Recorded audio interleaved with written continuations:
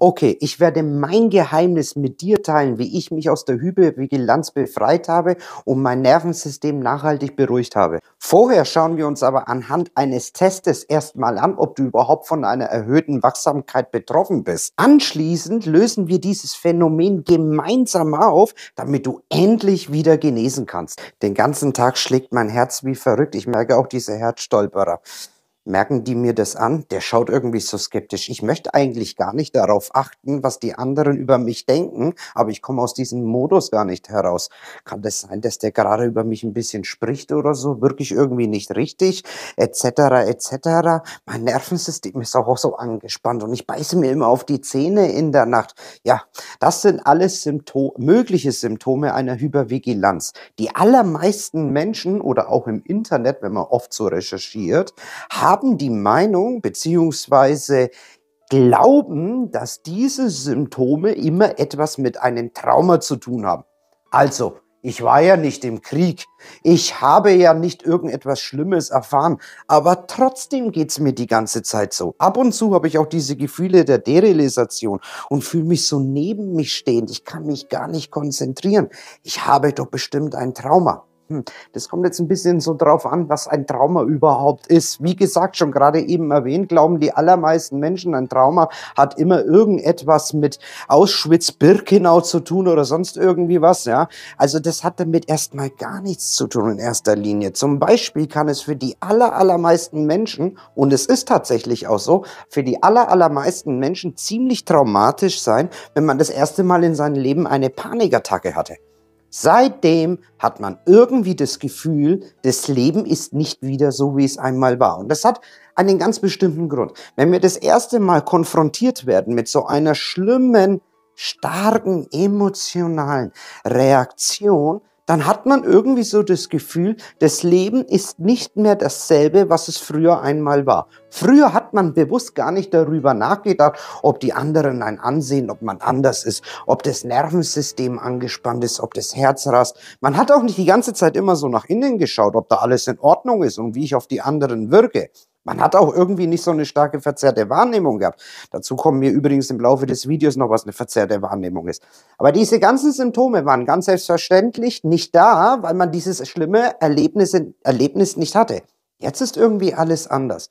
Es ist etwas passiert, das unbewusst passiert ist. Es ist unbewusst passiert. Es ist dir nicht bewusst, es ist unbewusst passiert.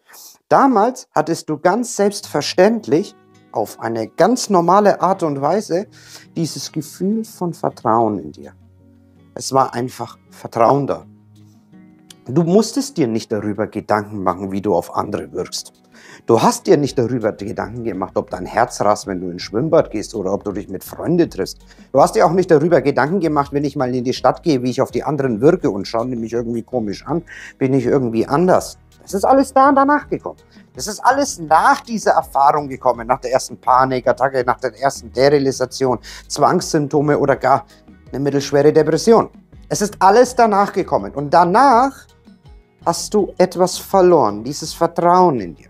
Dieses Vertrauen willst du jetzt so unbewusst mit aller Macht wieder zurückbekommen. Logisch, wer möchte das nicht? Aber jetzt hast du irgendwas verändert, was sehr perfide ist. Du hast Selbstvertrauen verwechselt mit der Suche nach Sicherheit. Das heißt, du strebst nach Sicherheit.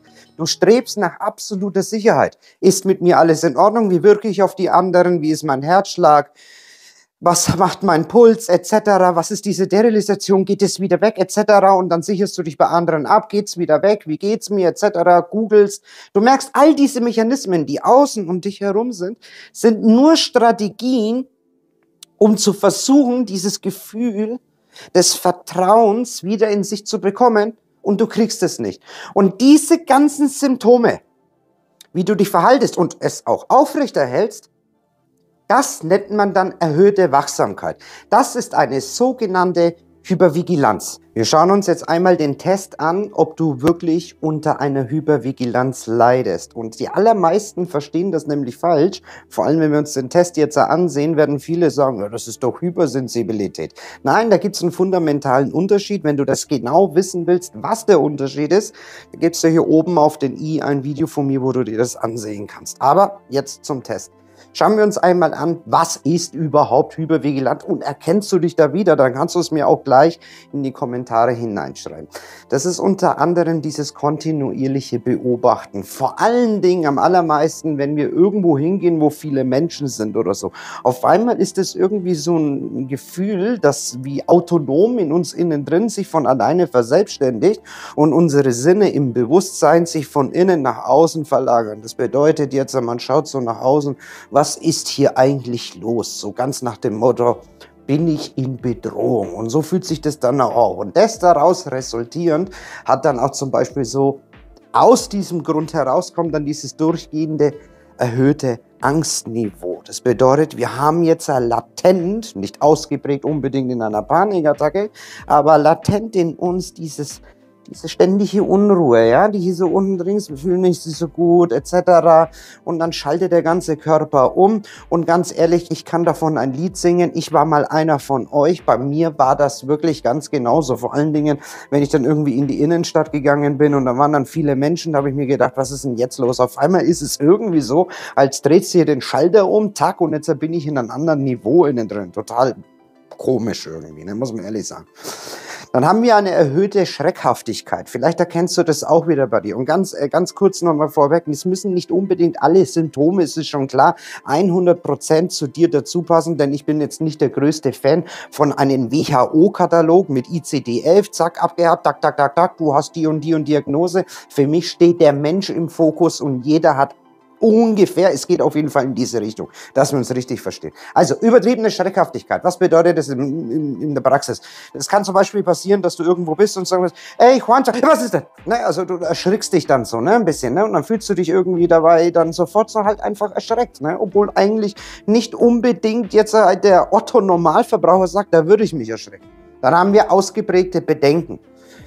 Zweifel könnte man auch sagen, so, naja, ist mit mir eigentlich alles richtig, das erzählt dann der Verstand, ne? Du bist nicht der Verstand, das weißt du, dazu hier auch nochmal hier oben auf den Video, du bist nicht dein Verstand, ja, aber der erzählt dir das aus dem Widerstand heraus, ne? Der möchte das Ganze nicht, der will das nicht, der will nicht diese Symptome haben, der will nicht diese Gefühle haben und dann sind halt diese Zweifel, ob mit mir alles richtig ist. Es ist im Prinzip alles mit dir richtig, du bist ein richtiger Mensch, mit dir ist alles in Ordnung, bitte glaube mir. Es ist einfach nur so, dass sich einfach dein autonomes Nervensystem umgestellt hat aufgrund der oder die Erfahrungen, die du in deinem Leben gemacht hast. Dann haben wir ungewöhnlich großes Misstrauen. Das heißt also, wir misstrauen mehr als früher. Also wir sind nicht mehr so, ja, der meint's nicht gut, der will was Böses und der hat mich gefragt, wie es mir geht und so. Ne? Wahrscheinlich will der nur irgendwas von mir. Oder der hat es mir angemerkt, dass es mir nicht gut geht. Ne? Vielleicht erkennst du dich da auch wieder, schreib's auch mal in die Kommentare. Nein. Überall lauert Gefahr, das ist so der Glaubenssatz. Ja? Der hat sich entwickelt aufgrund deiner Erfahrungen. Das ist so der Glaubenssatz, ne? Der dir nicht bewusst ist. Vielleicht mache ich ihn dir gerade bewusst, vielleicht erkennst du das gerade wieder bei dir. Und das ist dann irgendwie so, dass man dann halt so rumläuft, oh, das ist Gefahr, das ist gefährlich etc. Ne? Dann haben wir leichte Reizbarkeit. Nein, es ist nicht, dass du aggressiv bist, aber du bist halt eher so ungeduldig bei der Ampel und so kann das nicht schneller gehen und immer gleich leicht aufbrausender, ne? So leicht, ne? Nicht stark, latent. Ja? Dann haben wir zum Beispiel das Katastrophisieren, das macht auch wieder, das sind wir auch wieder beim Verstand. Du bist nicht dein Verstand, du bist Bewusstsein. Dein Verstand erzählt dir immer wieder diese Geschichte, das wird nichts, das hat noch nie geklappt, das war in der Vergangenheit nicht so und das wird alles schief gehen. Wenn ich heute dahin gehe, dann kommen wieder meine Symptome. Ich weiß es ganz genau. Deswegen gehe ich erst da gar nicht mehr dorthin und dann wird alles kaputt gehen und ich muss ins Krankenhaus. Vielleicht müssen wir den Krankenwagen rufen, etc. etc. Kennst du vielleicht auch. Eine verzerrte Wahrnehmung, haben wir vorhin gesagt. Dazu komme ich jetzt selbstverständlich zu sprechen. Ich tue dir das nicht vorenthalten. Wir haben eine verzerrte Wahrnehmung, ja, tatsächlich. Wir haben eine verzerrte Wahrnehmung. Was bedeutet eine verzerrte Wahrnehmung? Jetzt nicht die Alarmglocken, es hat nichts mit Schizophrenie oder irgendwas zu tun. Ich weiß, viele meiner Klienten haben Angst vor dieser Störung. Hat nichts mit einer Schizophrenie zu tun. Im Grunde genommen haben wir Menschen ja alle eine verzerrte Wahrnehmung. Es gibt nicht die echte Wahrnehmung. Jeder Mensch hat ja eine Brille auf, aber verzerrt, sagt man halt so vom Otto-Normalverbraucher, stärker verzerrt, ja, stärker verzerrt. Das ist dann zum Beispiel, was ganz, ganz viele Menschen haben, wenn ich Angst habe oder wenn ich Panik habe, dann merkt mir das der andere an. Und das macht mir wiederum noch mehr Angst, weil ich auf die anderen irgendwie subtil anders wirke oder so oder irgendwie anders bin. Das ist aber tatsächlich nicht der Fall.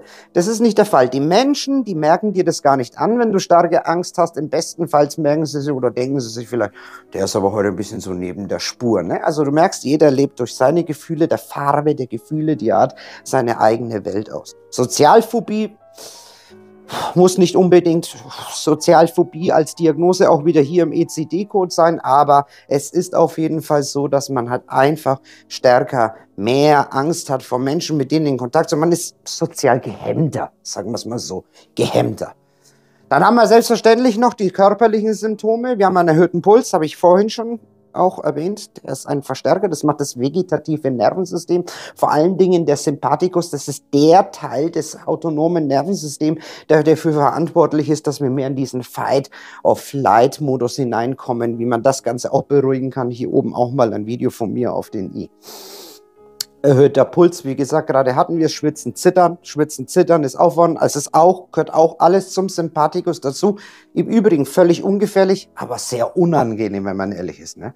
Hyperventilation, wer nicht weiß, was eine Hyperventilation ist, Betroffene tun wegen der Angst mehr in die Brust einatmen. Ja, dazu kommt es zu einer Verschiebung von den Kohlendioxid und Sauerstoff und deswegen haben wir dann subtil dieses Gefühl, wie ersticken oder wie beim Ertrinken und das ist sehr, sehr, sehr unangenehm auf körperlicher Ebene. Ne? Und dann haben wir auch noch Schlafprobleme, die bei sehr, sehr vielen Menschen sehr häufig vorkommen, weil man dann im Schlaf dann oft darüber grübelt, was man am Tag für Erfahrungen gemacht hat. Und dann fängt man das an, auf eine negative Art und Weise zu interpretieren, dass man zum Beispiel sagt, was habe ich denn da heute gehabt wieder? Die haben mir das angemerkt, das wird nie besser. Dann kreisen diese Gedanken, wir halten das durch den Verstand wieder fest, dadurch wieder körperliche Symptome und wir können zur Folge selbstverständlich schwer einschlafen. Jetzt wirst du selbstverständlich wissen, wie komme ich aus diesem Dilemma wieder raus? Nachvollziehbar. Ich will dir 2 Übungen zeigen, mit denen du arbeiten kannst. Und wenn du die immer und immer wieder wiederholst, gehen sie nach der Zeit, das verspreche ich dir. Das verspreche ich dir. Sie gehen irgendwann mal ins Unbewusste, in Fleisch und Blut über. So war das auch bei mir. Denn wenn du das immer wieder wiederholst, merkt sich das dein Gehirn und deine Amygdala, die kann jetzt wieder umlernen, weil sie in diesen sozialen Situationen wieder versteht, ich brauche diese erhöhte Wachsamkeit nicht mehr. Fangen wir an mit Übung Nummer 1. Umdeutung des Orientierungssinnes. Spannende Übung. Wir fangen an mit 1.1. Anleitung, setze einen Anker. Der Anker war für mich und sollte auch bei dir so sein, immer deine Füße und der Boden. Das bedeutet, du vergisst deinen Verstand. Wir wissen, was der Verstand immer so alles erzählt. Wir brauchen Orientierung, Neuorientierung. Du sitzt, du tust mit deiner Wahrnehmung einen Anker auf deine Füße setzen. Und jetzt spürst du, wie dein rechtes Bein den Boden berührt. Spürst du das? Du kannst gerne gleich mitmachen. Wenn du möchtest, schreib es mir in die Kommentare hinein. Du fühlst jetzt diese Wahrnehmung und anschließend nimmst du den linken Fuß. Anschließend nimmst du beide Füße. Jetzt hast du deinen Anker gesetzt. Du bist jetzt mit deiner Wahrnehmung sicher auf dem Boden der Erde, wenn man so möchte. Du bist sicher, du bist sicher. Deine Amygdala versteht jetzt diese Wahrnehmung und diesen Reiz und die Wahrnehmungsveränderung im Außen, die Hypervigilanz, dass wir jetzt nach innen richten können und hier den Anker haben. Du bist jetzt hier. Anschließend versuchst du diese Wahrnehmung zu verändern und setzt sie auf deine Extremitäten, auf deine Gelenke, auf deine Muskulatur und spürst, wie die Wahrnehmung, dafür nochmal keinen Verstand, nur du bist Bewusstsein, das wahre Sein auf die Wahrnehmung. Jetzt fühlst du dich ganz. Und jetzt spür das einfach hinein, wie du ganz bist. Ich würde dir empfehlen, dass du diese Übung jeden Tag in der Früh einmal machst. So circa 10 Minuten. Du darfst auch gerne dabei sitzen. Wenn du das jeden Tag in der Früh 10 Minuten, nagel mich jetzt nicht fest, circa eine Woche lang machst, wird es jetzt spannend. Jetzt suchst du gezielt Situationen auf, wo du bemerkst, da habe ich ein erhöhtes Angstniveau, da habe ich das mit dem Puls, da habe ich das mit der verzerrten Wahrnehmung, was denken die über mich, etc. und gehst da gezielt hin, Schwimmbad oder machst irgendwie was, etc. Verstehe, dass dein katastrophisierender Verstand der alten Geschichten immer noch nicht unkonditioniert sind. Du suchst aber jetzt gezielt provokativ diese Situationen auf und erinnerst dich, was du eine Woche lang ja immer zu Hause gemacht hast, wie du da immer diesen Anker auf die Füße gesetzt hast. Jetzt gehst du in diese sozialen Situationen hinein und wirst es höchstwahrscheinlich bemerken, oh, jetzt kommen die Symptome.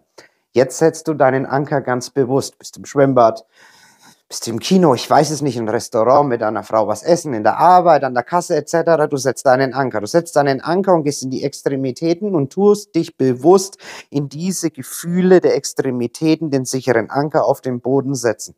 Jetzt wirst du merken, und das ist das Besondere an dieser Übung, du bist Bewusstsein. Du als Bewusstsein kannst nicht gleichzeitig hypervigilant sein und im Außen alles als bedrohlich wahrnehmen und gleichzeitig mit deiner Aufmerksamkeit in die Füße und in Extremitäten und in deinen Körper sein. Wenn du das jetzt immer wieder wiederholst, konditioniert sich deine Amygdala, der Zentrum, der Mandelkern, der dafür verantwortlich ist für diese ganze Hypervigilanz, aufgrund deiner vorherigen Erfahrungen um. Du wiederholst das Ganze immer wieder und du merkst, dass die Symptome sich langsam nach der Zeit kontinuierlich auflösen werden. Die zweite Übung ist auch sehr, sehr spannend, sollte aber erst nach der ersten gemacht werden. Das heißt, wenn du die kontinuierlich gemacht hast, ein paar Mal immer wieder wiederholt hast, kannst du mit der zweiten Übung dann beginnen, damit es so richtig fest sitzt. Also sagen wir mal, ganz pauschal so nach 3 bis 4 Wochen, wenn du solltest es aber schon immer wieder gemacht haben, auch in den Situationen, weil sonst hilft es nicht. Ne? Mit der zweiten Übung fängst du dann an mit der Orientierung im Raum. Hier die Anleitung. Als allererstes bist du in der Situation, wo deine Hypervigilanz sich wieder zeigt. Dann fängst du dir imaginär innen zu sagen, was habe ich gerade für ein Stresslevel. Am besten, du benennst es von 0 bis 10. Das benennst du dir einfach selber. Du merkst dir dann zum Beispiel, ja, ich habe die Zahl 7 von 0 bis 10. Das ist mein Stressniveau. Denn, weißt du, Gefühle sind ja so nicht greifbar. Ne? Wir können die ja nicht fassen, wir können sie nur mit unserem Mund erklären. Wenn wir aber den Gefühlen eine Benennung geben, das ist so auf Stärke, aufgrund meiner Erfahrung ist so bei 7 oder sonst irgendwas, dann haben wir etwas, womit wir arbeiten können. Ne? Das Gefühl hat eine Substanz. Und wenn wir das jetzt machen, fangen wir dann an wir fangen jetzt mit der Übung an zu trainieren und dann fangen wir an, mit unseren Sinnen zu arbeiten. Wir merken uns die Zahl im Hinterkopf, die wir hatten, Beispiel 7, und dann fangen wir an, was sehe ich? Was sehe ich ganz konkret? Aber nicht, und das ist das Wichtige dabei, sonst ist es wieder völlig falsch, nicht aufgrund des Verstandes, dieses T-Shirt ist schön, die Farbe gefällt mir oder die Frau schaut gut aus, nein, auf eine Beobachterrolle. Das bedeutet, es ist neutral. Was sehe ich? Ich sehe einen Baum, ich sehe Vögel. Ich nehme das wahr, ich nehme dies wahr, etc. Die Hypervigilanz, die in dir drinnen arbeitet, muss sich jetzt durch die Fokussierung des Wahrnehmens in Außen richten. Ähnlich wie bei den ATT-Training, das ich dir schon öfters in Videos vorgestellt habe. Wenn du wissen möchtest, wie das funktioniert, hier oben einmal auf den i ein Video über das ATT-Training. So. Danach fangen wir an mit der Hörübung. Was höre ich? Das ist übrigens beim ATT-Training auch vorhanden. Was höre ich? Vögel, Autoreifen etc. Das ist nämlich bewusst wahr, ohne Bewertung. Und dann anschließend fangen wir an, was spüre ich? Was habe ich? Was habe ich? Wo sind die Gefühle? Wo sind die? Etc. Das benenne ich. Aber auch nicht in Bewertung, fühlt sich schrecklich an, fühlt sich beschissen an. Nein, einfach nur benennen, was da ist und so. Das nennt sich so, dieses Gefühl nennt sich Angst etc. Und in der letzten Übung tun wir dieses Stresslevel jetzt neu benennen. Hat sich da was verändert? Bin ich immer noch auf 7? Sei bitte ehrlich zu dir. Oder es geht hier nicht darum, unbedingt auf 0 zu sein, dass wir uns richtig verstehen, sondern es geht um die Wahrnehmung. Das ist ja das Schlimme daran, dass wir Gefühle wieder mehr in uns wahrnehmen. Da kannst du jetzt vielleicht hergehen und sagen, ich merke, ich bin auf 5, das war vorher auf 7. Und das ist das, wo du schon gewonnen hast. Da hast du schon gewonnen, weil du hast es nämlich verloren, die Gefühle gezielt wahrzunehmen. Und jetzt nimmst du das wieder wahr. Das heißt, du hast tatsächlich in diesem Moment, herzlichen Glückwunsch, Wachstum erreicht. Das ist wahrer Wachstum, um mit Gefühlen umzugehen. Es bedeutet nicht, Gefühle auszulöschen oder nicht mehr haben zu wollen. Es bedeutet, lernen, mit ihnen umzugehen und wieder eine gute und freundliche Beziehung mit ihnen aufzubauen. Leider, leider, leider gibt es auf dieser Welt so viele Menschen, die sich immer noch ihren eigenen Emotionen und Gefühlen ausgeliefert fühlen und deswegen schreckliche Dinge tun, aber sehr oft, Gott sei Dank, auch am Schluss die Kurve kratzen. Wenn dich darüber eine Geschichte interessiert von einer Frau, die ich interviewt habe, dann geht es hier auf der Endcard weiter. Ich bedanke mich fürs Zusehen. Dein Juan. Namaste.